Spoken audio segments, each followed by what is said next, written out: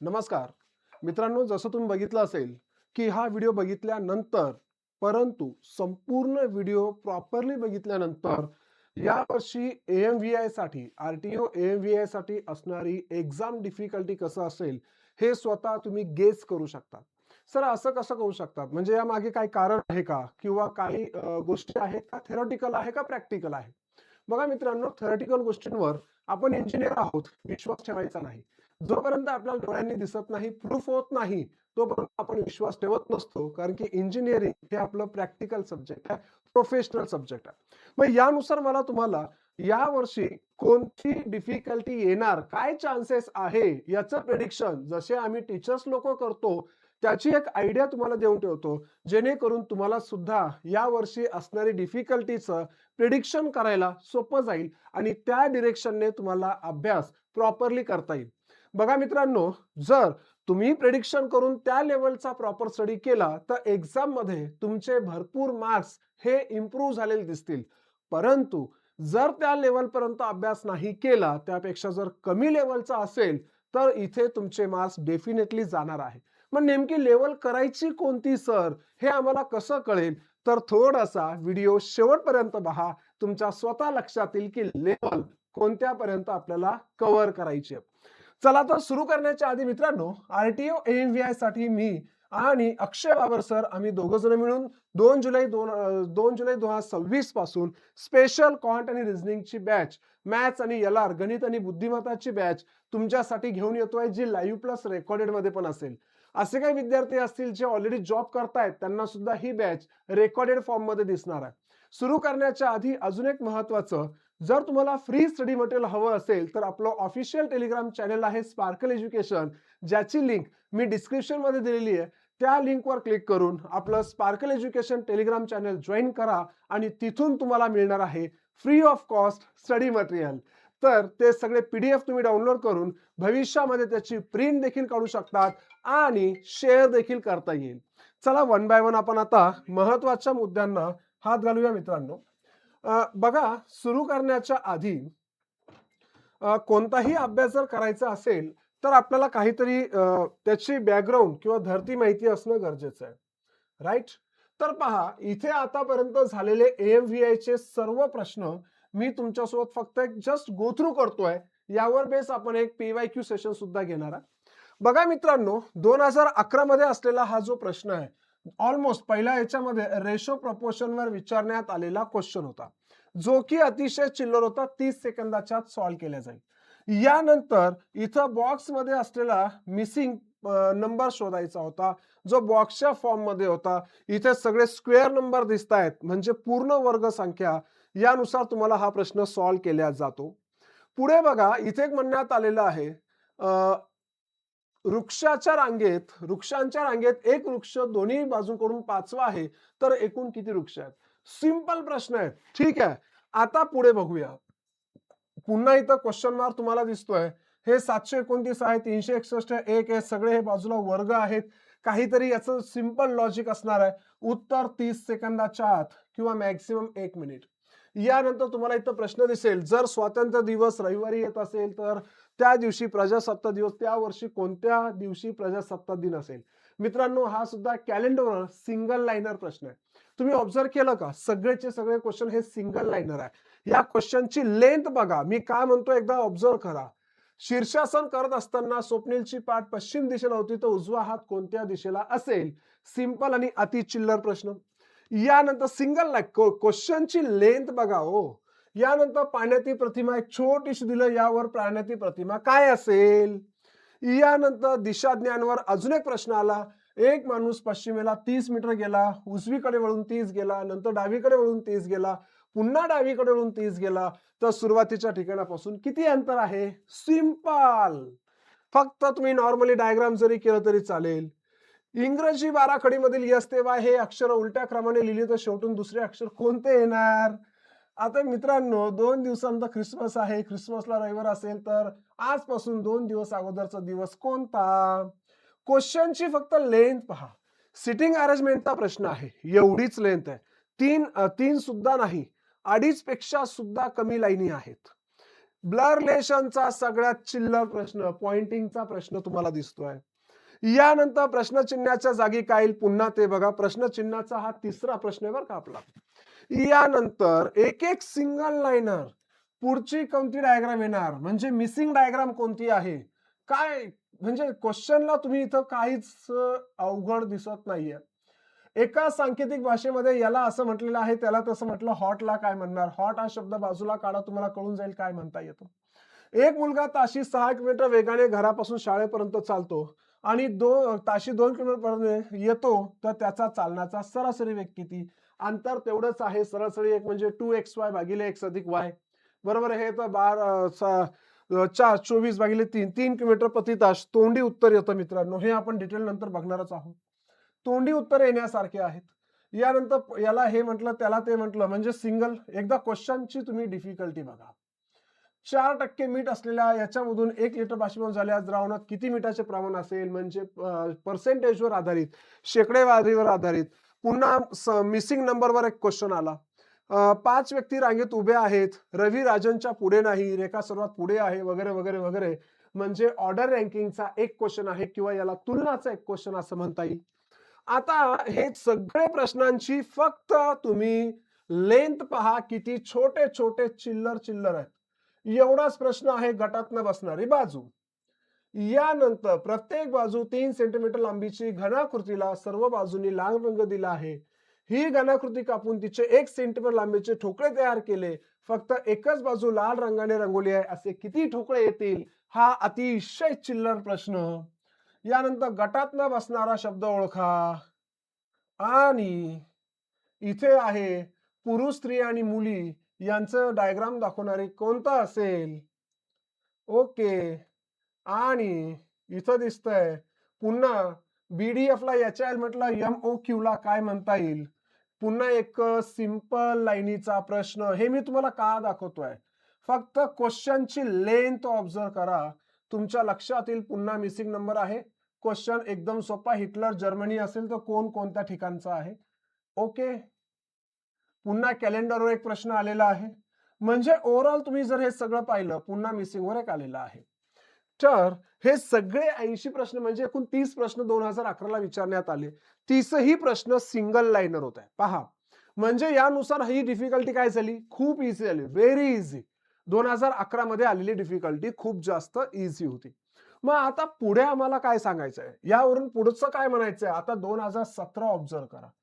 11चे questions आणि 17च्या question मधली तफावत बघा मित्रांनो, प्लीज शांततेत ऑब्झर्व करा. या क्वेश्चनची लेंथ आणि अंडरस्टँडिंग क्लिअर समजली पाहिजे. त्यानंतर इथं आपल्याला एक हे दिलेलं आहे ठोकळा. एका घनाकृतीच्या विरुद्ध बाजूनी अनुक्रमे लाल, पिवळा, हिरवा रंग दिला आहे. घनाकृतीला 64 समान ठोकळ्यांमध्ये कापले असता कोणत्याही बाजूला रंग नसलेले ठोकळे किती असतील. अशा प्रकारे आपल्याला हे दिसतंय. ठीक आहे, हा प्रश्न त्या मानाने सोपा आहे. आता हा प्रश्न बघा, कोण म्हणेल हा बुद्धिमत्तेवर. हा जो प्रश्न बघितला, इथे तुम्हाला काय दिसतंय पहा बरं. म्हणजे वरती एक माहिती दिली आणि त्या माहितीशी तर्कसंगत असलेले, ठीक आहे, तर्कसंगत असलेला कोणता पर्याय बरोबर आहे हे आपल्याला सांगायचं आहे. पण माहिती एवढी मोठी वाचायची आणि समजून घ्यायची. लॉजिकल रिझनिंगचा क्वेश्चन. पुन्हा पुढे चलूया, पुन्हा पुढे चलूया मित्रांनो, समजून घ्या. इथे तुम्हाला पुन्हा एक काहीतरी दिलं, वेगवान असे यंत्र निवडा, जेवढी यंत्र त्यापेक्षा अधिक विसवा तेवढीच यंत्र वेगवान. ओके. इन शॉर्ट हा बऱ्यापैकी तुम्हाला पझल्सच्या टाईप मधला प्रश्न आहे. पझल्सचा हा प्रश्न बऱ्यापैकी लेंदी दिसतोय. पुन्हा हा सिटिंग अरेंजमेंटचा मोठा प्रश्न आहे, त्यानुसार काही वर्णने दिली आणि खाली उत्तर आपल्याला सांगायचे. इन शॉर्ट 2011 आणि 17 मधलं कंपॅरिझन तुम्ही करा रे. 11 मधल्या असलेले क्वेश्चन्स आणि 17 मध्ये असलेले क्वेश्चन्स यांची लेंथ जास्त आहे. अवघड नाहीये, परंतु लेंदी आहे. म्हणजे हे आम्हाला कशामध्ये मोडता येतील, कंक्लुजन तुम्ही स्वतः काढा. इझी तर बिलकुल नाहीये, म्हणजे हा मॉडरेट लेवल मध्ये येईल. सर डिफिकल्ट म्हणता येईल का, तर डिफिकल्टच्या थोडंसं टच येतो. मॉडरेट यासाठी अवघड नाहीये, पण टाइम कन्झ्युमिंग आहे आणि एक्झाम मध्ये आपल्याला टाइम फॅक्टर खूप महत्वाचा आहे. क्लिअर. त्यामुळे आपला स्पीड आणि अॅक्युरेसी ठेवायची आहे. हा सिलोचा आहे, हा जरा छोटा प्रश्न दिला त्यांनी. हा प्रश्न बघा, मिरर इमेज आपलं सॉरी नॉन व्हर्बलचा क्वेश्चन बेस्ड आहे. ठीक आहे, इथे एक्स तयार केला असेल तर कोणती घडी निवडा. ओके.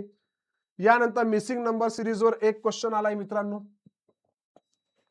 पुन्हा इथे बघा अनुमाने दिलेले आहे, म्हणजे क्रिटिकल रिझनिंगचा वेटेज 2017 मध्ये चांगला दिसतोय बरं का. क्रिटिकल रिझनिंगचा वेटेज इथे पण तुम्ही बघू शकता. क्रिटिकल रिझनिंगच तुम्हाला मिळते जुळते दिसत आहेत. क्लिअर. उचित विधान कोणते. यानंतर बघा युक्तिवाद. क्रिटिकल रिझनिंग म्हणजे काय, statement assumption, statement conclusion, statement course of action, statement आणि आपलं हे कंक्लुजन झालंय.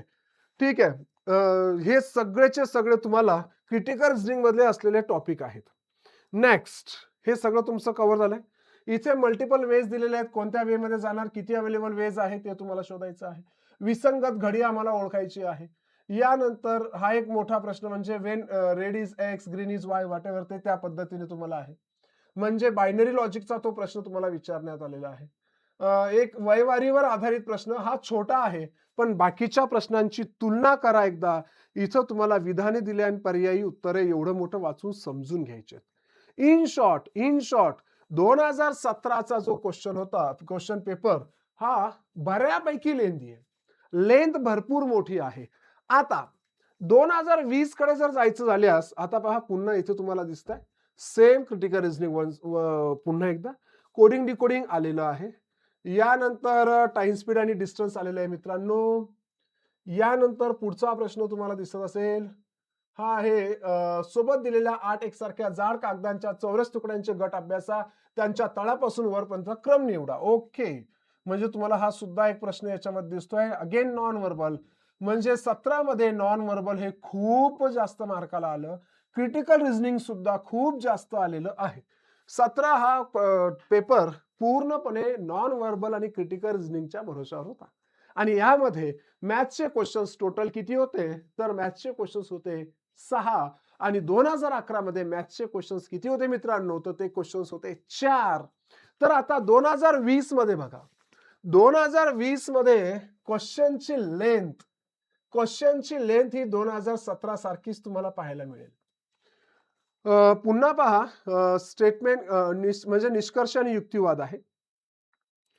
यानंतर एक असं क्वेश्चन दिलेला आहे, यानुसार थोडं लॉजिकली सॉल्व्ह करायचं होतं. वजन समान करण्यासाठी काय करता येईल. लॉजिकली क्वेश्चन होता पण वेळ टाइम कन्झ्युमिंग होता.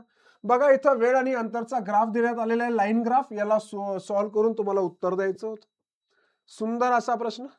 यानंतर कॅलेंडरवर एक प्रश्न आलेला, मिसिंग नंबरवर एक प्रश्न आलेला. समजून घ्या, इथं तुम्हाला नॉन व्हर्बल दिसतंय. आता इथं तुम्हाला कॅल्क्युलेशन बेस काही क्वेश्चन्स आलेले आहेत. वरच्या ठिकाणी तुम्हाला जे दिसतंय उजवीकडून दुसरे अक्षर म्हणजे आहे सिरीजचा प्रश्न.